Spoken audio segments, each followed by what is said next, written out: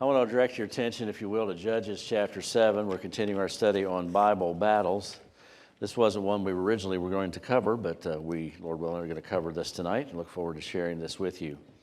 And it's an unusual one, and it just reminds us of this truth, which is kind of right there, and you see in front of you, the battle belongs to the Lord, and the battle is the Lord's, and we need to just recognize that.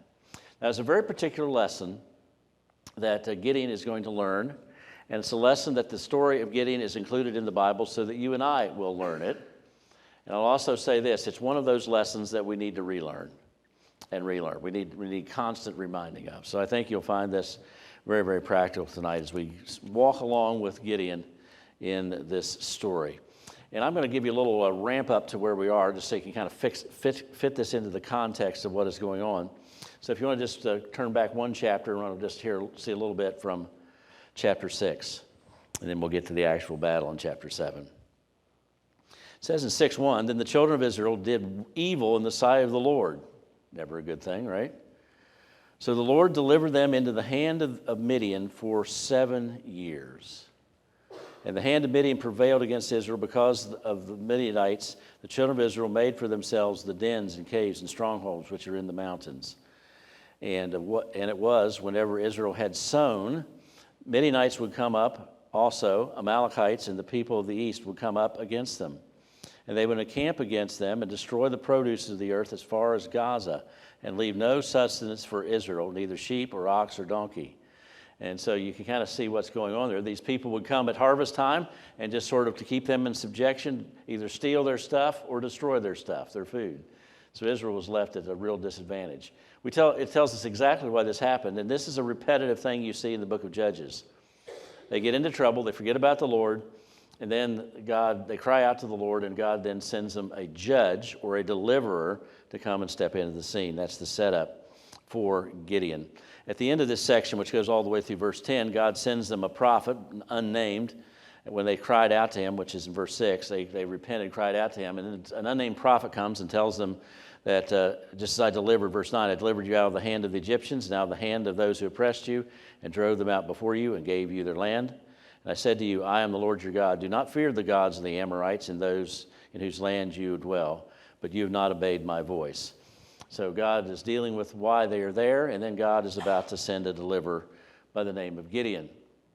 Gideon was hiding, as it were. He was hiding in an olive press, a place where that was done, sort of kind of a secluded hiding place, trying to thresh out his grain there.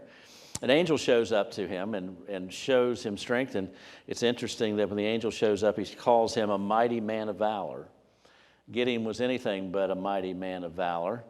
About 10 years ago, I shared a series on Sunday night about the life of Gideon, and I subtitled that series, An Unlikely Hero, because certainly he was.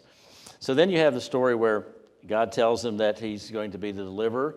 He starts out by destroying an altar of Baal that his father had, which is interesting. He starts kind of at home, cleaning up things and that sort of thing. Then you have in verse 36 to the end of the chapter the story of the fleece, which is one of the more commonly referred to stories in the life of Gideon. He puts out a fleece, and he does it both ways. One time he wants the ground to be wet and the fleece dry, and then reversed, and to God to confirm that. Then you come to chapter 7. It's time to get serious. Verse 1, chapter 7. Then Jerubbaal, that is Gideon, he was known by either name. We know him more commonly as Gideon, obviously. And the people who were with him rose early and encamped beside the well of Harod, so that the camp of the Midianites was on the other side of them by the hill of Morah in the valley. Just a little geography, if you're familiar, and if you want to sometime check out your book of maps in the back of your Bible, that would be helpful. But this was a hill that overlooks the Jezreel Valley. Megiddo is one of the principal cities there. It's this long valley. And by the way, I think you're going to cover it as one of the battles. The valley of Megiddo is also Har Megiddo or Harmageddon or Armageddon, where the final battle will be fought, this great vast plain. That's where they were. And they come to this place that's known as as he says there, Harod, and they were on the north side of them by the hill of Moriah in the valley. So basically there's this very tall hill, and they're on the other side from where the Midianites are. And he's gathering his troops there to defend them because, once again, the Midianites have come and they're going to try to do their thing. And the Lord said to Gideon, "The people who are with you are too many for me to give the Midianites into their hands." And the end of verse number 2 is the key to this whole story, I'm convinced. He says this. I'm going to read the whole verse again. The Lord said to Gideon, "The people who are with you are too many for me to give the Midianites into their hands, lest Israel claim glory for itself against me, saying, 'Mine own hand has saved me.'" He wants to make sure that everybody understands that this is a God victory. This is a God thing. This is God delivering. He's going to do it through the hand of Gideon and those who are with him at that particular time. But he doesn't want them to take credit for it and to claim the victory for themselves. Now, there's another little key later in this chapter. You'll be listening for it, and we're going to kind of give Gideon a grade how he does with that, okay? Now, there's a victory coming, but just remember, God needs to receive the glory and the glory alone. So here's what he says in verse 3.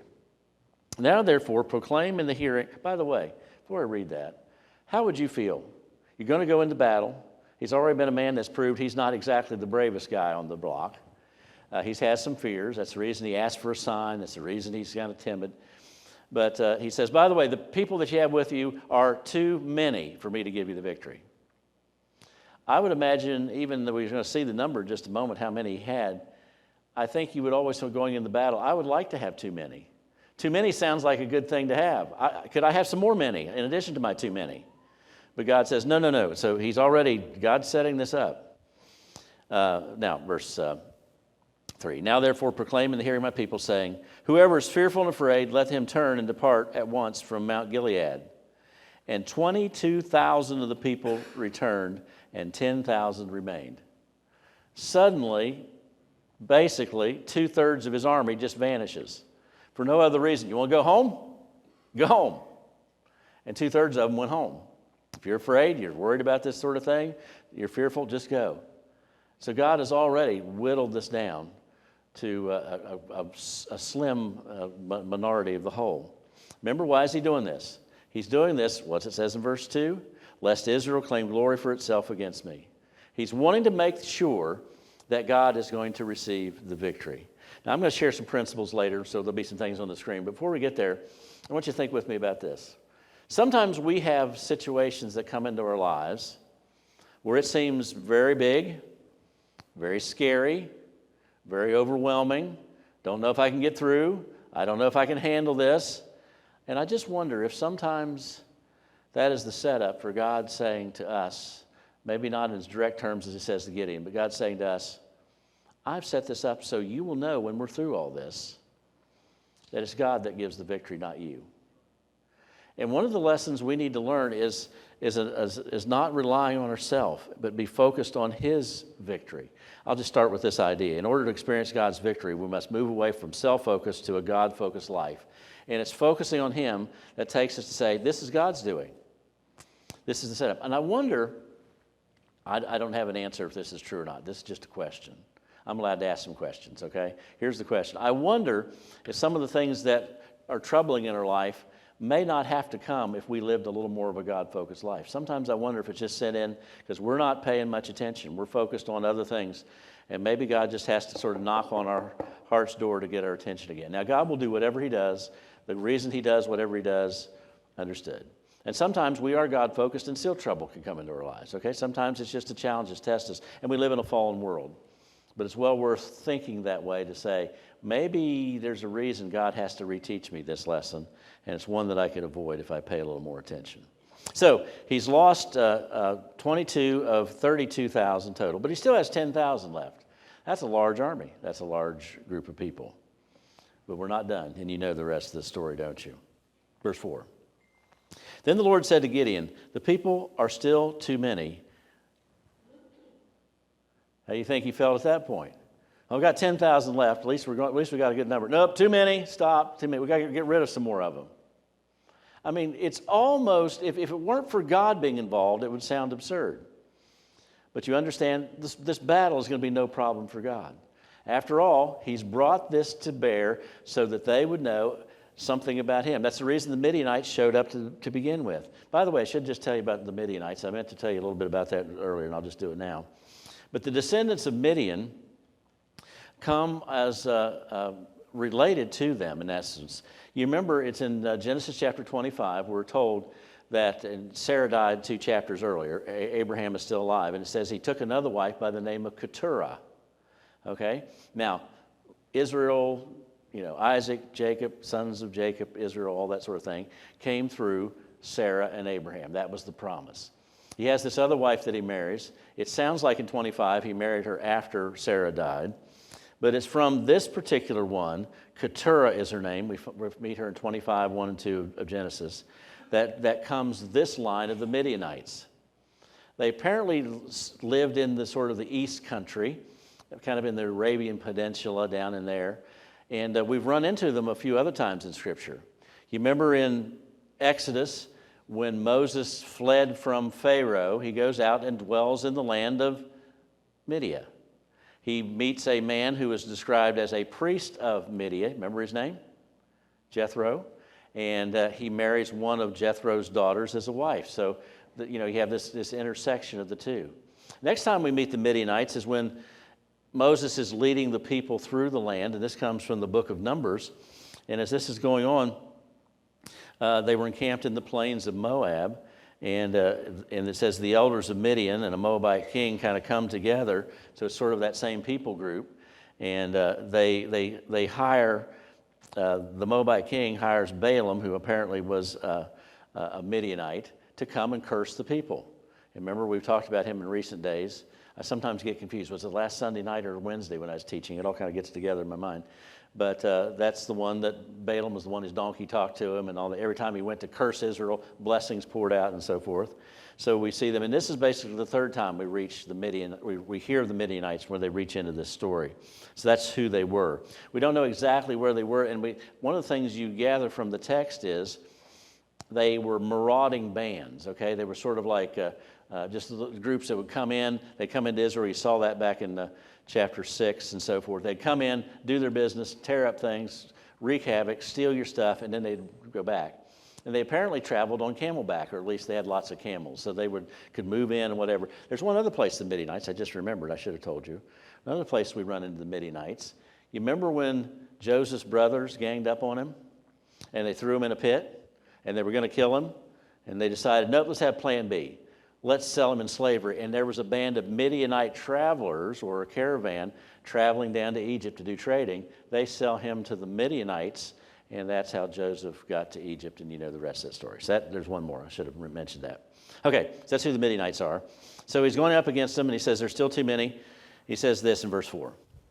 The people are still too many. Bring them down to the water, and I will test for you there. Then it will be that to whom I say to you, this one shall go with you, and the same shall go with you. And of whoever I say to you, this one shall not go with you, the same shall not go. So we're going to bring these 10,000 in, and we're going to give you a sign to show you who's in and who's out. Who gets to go home, who gets to join the battle, if you will. And then we have this rather interesting thing where he tells how he did it. Verse 5. So he brought the people down to the water, and the Lord said to Gideon, everyone who laps from the water with his tongue, as a dog laps, you will set apart by himself. Likewise, everyone who gets down on his knees to drink. Most of us probably haven't spent too much time drinking out of a creek. Maybe some of us in earlier days maybe tried that. I wouldn't recommend it for health reasons.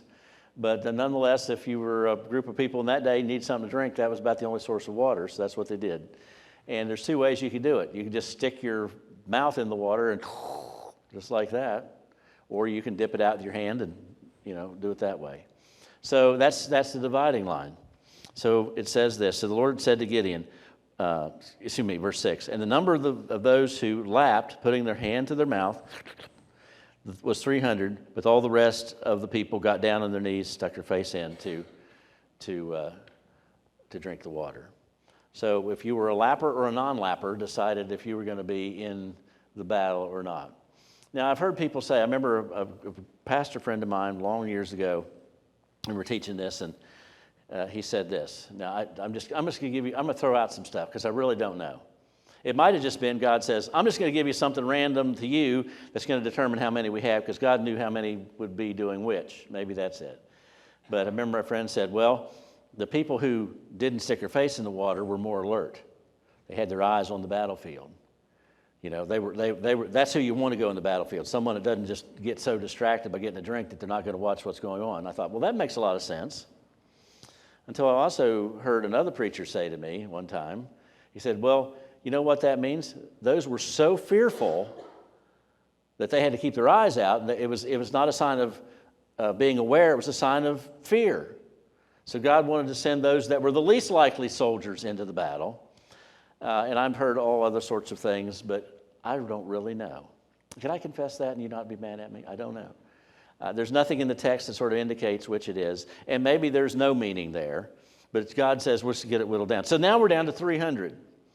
And if we started with 32,000 and we're down to 300, if my math is correct, and I wouldn't swear that it is, my math is not good, that would be less than 1%. Is that correct? Because 320 would be 1%, and we're down to 300. So we're slightly less than 1% of what they started with is who is going to go into battle. Why? Because it's right there in the text. Verse number 2, lest Israel claim glory for itself against me, saying, mine own hand has saved me. So in essence, he wants to make sure that everybody knows that this is the way it is. Now, there's one more thing that has to take place before the battle, and that we'll actually pick up in verse 15. The story of the battle itself is rather small, rather short. So we're down to 300. Verse 7. The Lord said to Gideon, by the 300 men who lapped, I will save you and deliver the Midianites into your hands, lest all the people, the other people go, every man to his place. Notice how God says this in verse 7. By the 300 men who lapped, I will save you. It's not they will save you, or they will save Israel, or you all together are going to save Israel. God is very direct and very specific. That's what's going to happen on the battlefield is his doing. It's not going to, he doesn't want to share the credit because there's no credit to share with anybody else but himself. And God's going to receive the glory, and he's setting it up that way. And the people took provisions, this is verse 8. So the people took provisions and their trumpets in their hands, and he sent all the rest of Israel, every man to his tent, and retained those 300 men. Now the camp of Midian was below him in the valley. So we got this hill. Midianites are over there. God has one more thing to do. Now it happened the same night, verse 9, that the Lord said to him, arise, go down against the camp, for I have delivered it into your hand. Notice again, how many times is God going to say this? I've done this. I'm going to do this. This is me. This is me. This is on me. I'll make sure that no one's going to think that you're strong enough to do this. But if you're afraid to go down, go to the camp with Purah, your servant. He says, I want you to go down. I want you to go spy out the camp of the Midianites at nighttime. I can understand why you might be a little reluctant to do that. He says, if you're afraid to go, take your servant with you. And you don't have to go alone, you go with him. And you shall hear what they say, and afterward your hands shall be strengthened to go down against the camp. And he went down with Purah, his servant, to the outpost of the armed men who were in the camp. He chooses option number 2. Did you get that? If you're afraid, take this guy with you. I choose option number 2. I'm sure I would too. I think we all probably would. So you're going to sneak in, and something interesting happens. Now, the Midianites and the Amalekites, so there's a confederation, all the people of the east, and apparently the Midianites and the Amalekites sort of mixed together and raided together, were lying in the valley as numerous as locusts. They think of a locust plague, and as locust plagues would happen in that part of the world, as a swarm of locusts would come in, they would absolutely cover the ground, cover the trees, and just swarm until there was nothing green left. Every leaf off every tree, every blade of grass, all the vegetation just totally removed, just covering land like a blanket. That's how he describes them. And their camels were without number, as the sand by the seashore in multitude. Some of you are now on the second day of winter are thinking about your next trip down to the beach and the warm breezes and the palm trees. Here's your assignment. Next time you go there and you see all that sand out there, go back to the story and be reminded, all right? I'm giving you a little assignment to take with you on vacation whenever you head to the beach if you're a beach person, okay? So he says, as numerous as the sand. So it's just swarming the land. This is interesting as well, 13. And when Gideon had come, there was a man telling a dream to his companion. What's the thing he hears? Hey, I had a dream. What? It's just the whole story it's humorous. It's actually sort of entertaining. He said, I've had a dream. To my surprise, a loaf of barley bread tumbled into the camp of Midian. And it came to a tent and struck it so that it fell and overturned, and the tent collapsed. Now, I've had some strange dreams before, but I've never dreamed about barley loaves that I know of. And it's tumbling down the hill and hits a tent and just smashes the tent. Now, there's something that we need to think about back from chapter 6.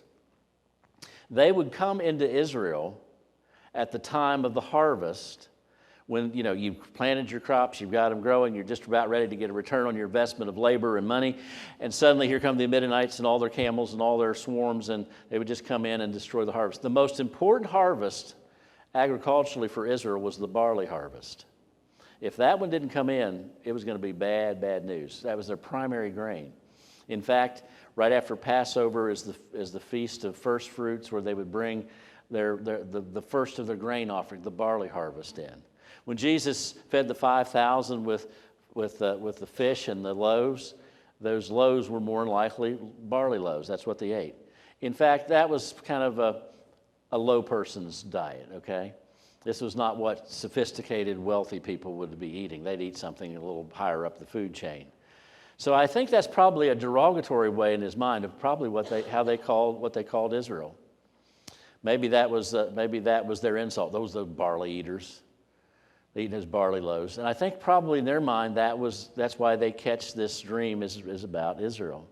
And notice the interpretation. Then his companion answered and said, now, this has got to be a God thing, because I don't know how he got this out of this dream, but here's what he says. This is nothing else but the sword of Gideon, the son of Joash, a man of Israel. Into his hand God has delivered Midian and the whole camp. What's your dream mean? What's that barley loaf? Smash a tent. We're doomed.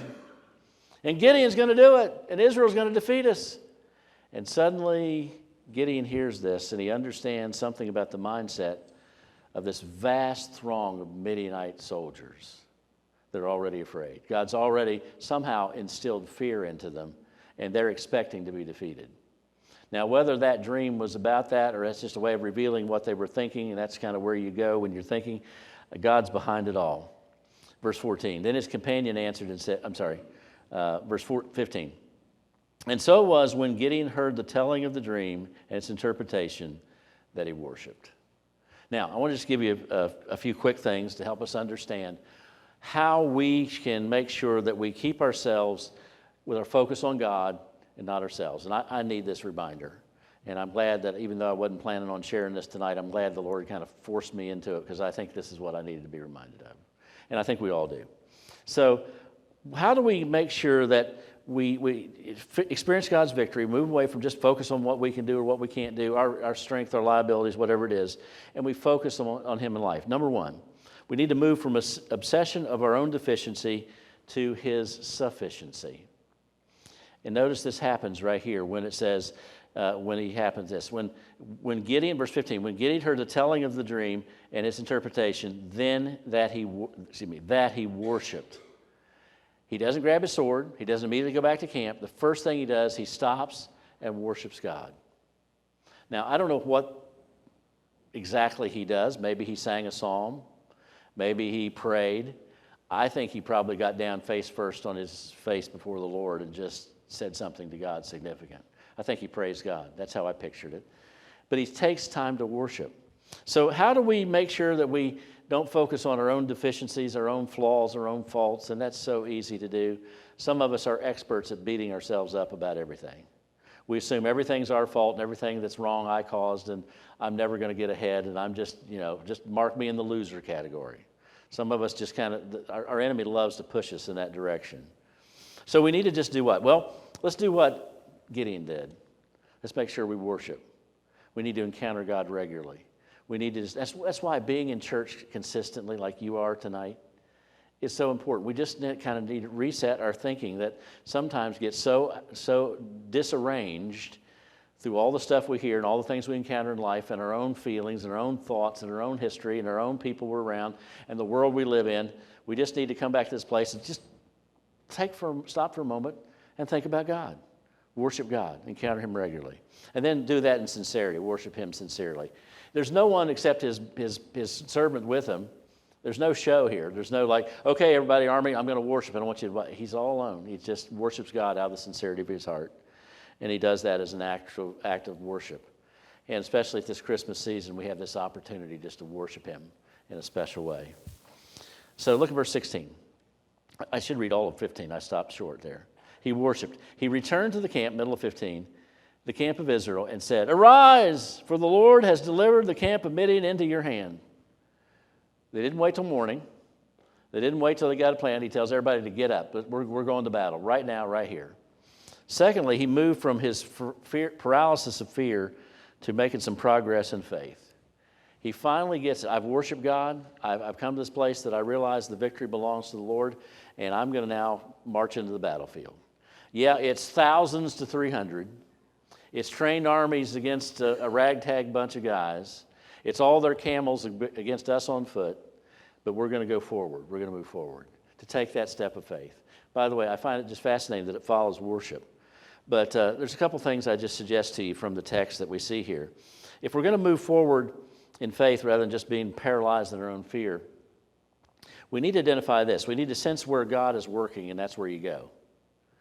You sense where God's working, let that lead you along. He hears this dream story and the interpretation story, and suddenly realizes, God is at work here.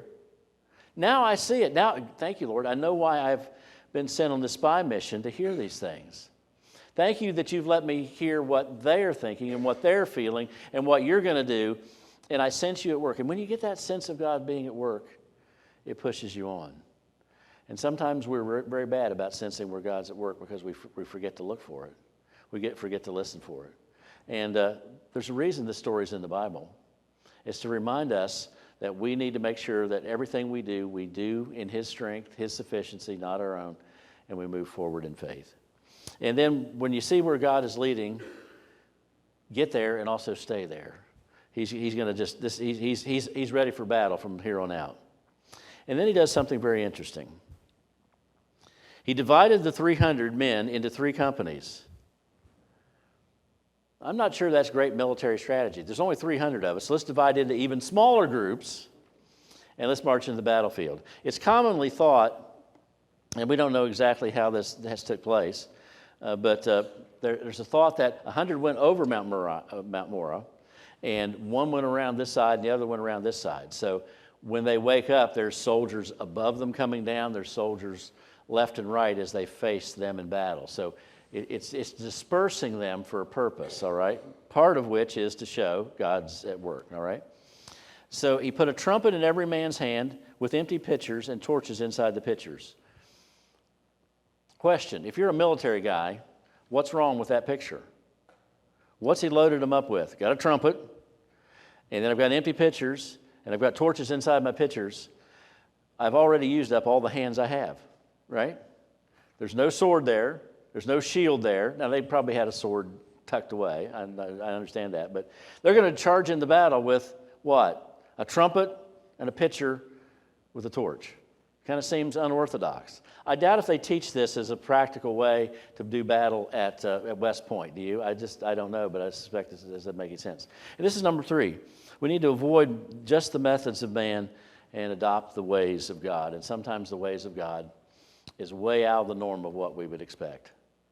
And have you ever noticed, have you ever experienced this? You're praying about something, you're seeking to do something for the Lord, and you're asking something, and sometimes, you ever do this?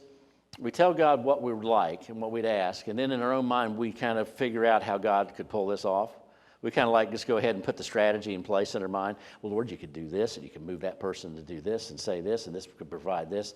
And if you move all those chess pieces around, we're going to win the victory. Have you ever noticed, if you ever do that, the chess pieces never move around the way you imagined it? Because God is just on a different plane, a different level. And He's moving this to play there. You know, just remind you of this. What makes sense to us in our practicality, our common sense, our intellect, sometimes it fails to work, especially if God is not leading us along.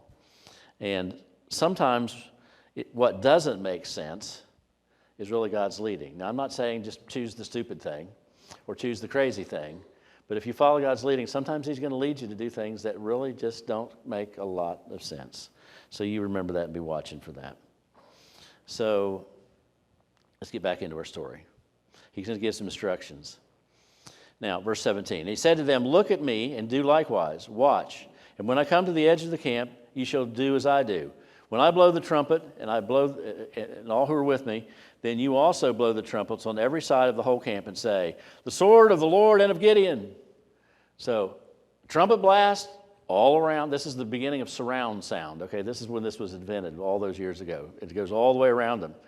And then blow the trumpet and then make this shout. Now, here's where we're going to give Gideon a grade. He says, here's what you're supposed to say. The sword of the Lord and of Gideon.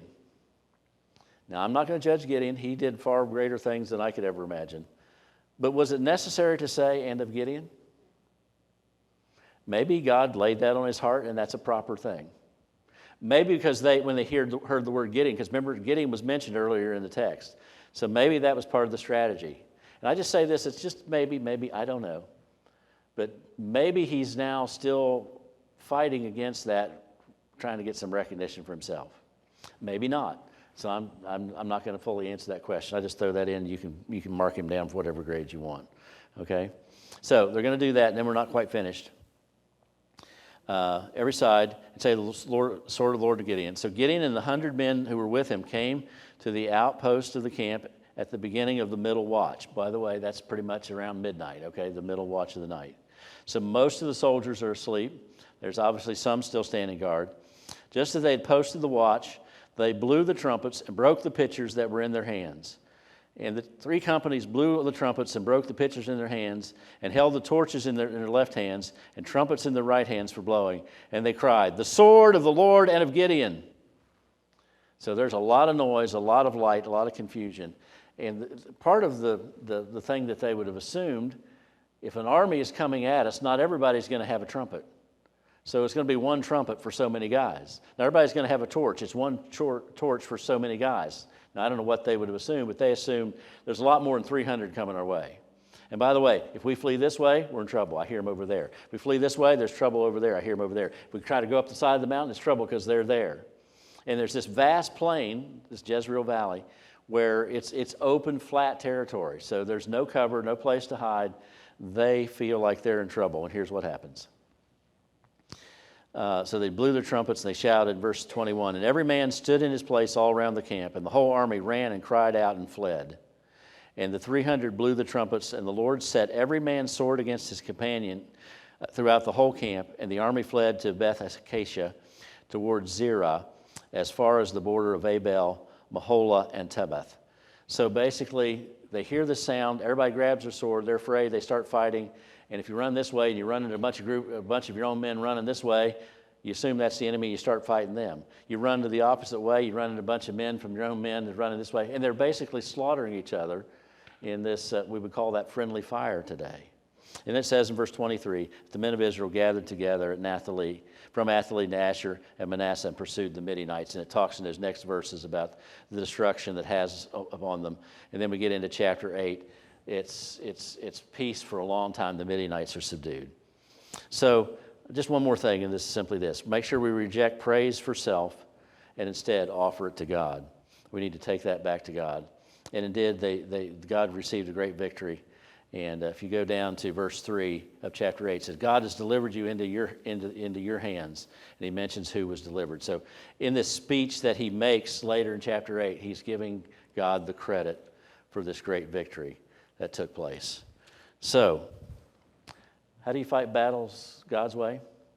How do you find victory? We just need to always be pushing back on the danger of thinking that either I'm able or I'm unable. Both of them are not true. Am I able? No. Are you unable? No. With God's help, you're not. So to focus on him. Move from obsession to our deficiency to his sufficiency. Move from paralysis of fear to progress in faith. Avoid the methods of men. Make sure you adopt the methods of God. And fourthly, reject praise for self and offer it to him. And some of the things we do is learn from our past failures and learn from the victories that God wants to give us even now. Simple question. Very simple question. Are you fighting your battles God's way? This is a good reminder to me. I hope it's a good reminder to you. I'd rather we not have any battles, but I know enough about life that they do come, and we need to lean on him.